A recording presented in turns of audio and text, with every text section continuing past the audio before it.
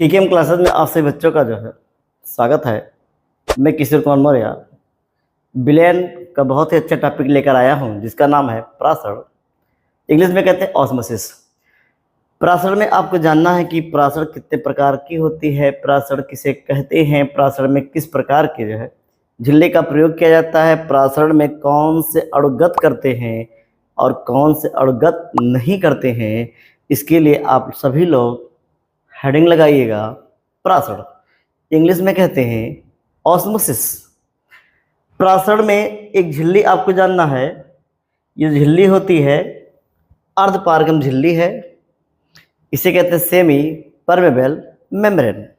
क्या कहते हैं? सेमी परमेबल मेम्ब्रेन, हिंदी में अर्धपारगम झिल्ली।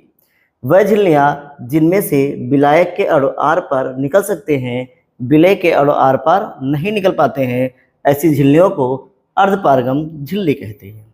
पूछा जाए अर्धपारगम झिल्ली क्या है, तो वह झिल्लियाँ जिनमें से विलायक के अणु आर पार निकल सकते हैं परंतु विलय के अणु आर पार नहीं निकल सकते हैं, ऐसी झिल्लियों को अर्धपारगम झिल्लियाँ कहते हैं। इसमें देखते हैं, ऊपर विलायक भर दिया है, नीचे विलयन भर दिया है। ऊपर विलायक है, नीचे विलयन है और बीच में अर्धपारगम झिल्ली है। ऊपर कौन है? विलायक। नीचे कौन भरा हुआ है? विलयन। बीच में कौन है? अर्धपारगम झिल्ली। अब देखते हैं, विलायक विलायक से निकलता है, अर्धपारगम झिल्ली में से होकर विलयन में स्वतः जाने लगता है। विलायक विलायक से निकलता है, अर्धपारगम झिल्ली में से होकर स्वतः विलयन में जाने लगता है। या दो भिन्न भिन्न सांद्रता वाले विलयन ले लें। जैसे एक में ले लिया है तन विलयन और एक में ले लिया है सांद्र विलयन और इनको बांट दिया है अर्धपारगम झिल्ली से। इधर है तन विलयन, इधर है सांद्र विलयन, बीच में अर्धपारगम झिल्ली लगा दी है। अब क्या देखते हैं, विलायक तन विलयन से निकलता है, सांद्र विलयन में जाने लगता है।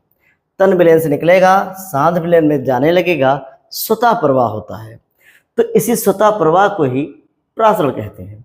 अगर आपको बोलना हो या लिखना हो या बताना हो तो आप कहेंगे विलायक के अणुओं का अर्धपारगम झिल्ली में से होकर विलायक से विलयन की ओर या तन विलयन से सांद्र विलयन की ओर स्वतः प्रवाह प्रासरण कहलाती है।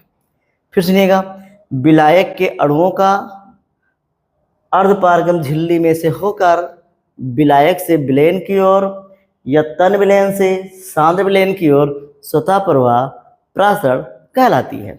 लिखना होगा, ये कैसे लिखेंगे?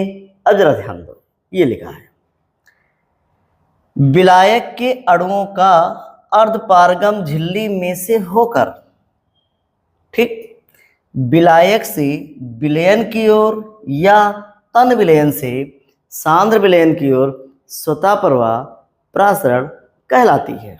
फिर सुनिएगा, विलायक के अणुओं का अर्धपारगम झिल्ली में से होकर विलायक से विलयन की ओर या तन विलयन से सांद्र विलयन की ओर स्वतः प्रवाह प्रासरण कहलाती है। नोट कर लें इसको। ये फिगर है, अगर आप फिगर से तैयार करते हो तो बहुत ही अच्छे से तैयार होगा। ये एक में विलायक विलयन, तन विलयन, सांद्र विलयन, बीच में अर्धपारगम झिल्ली। इसको नोट कर लीजिएगा और इसको आज ही तैयार कीजिएगा। एकदम दिमाग में इसको जो है फिट कर दिया है, ठीक।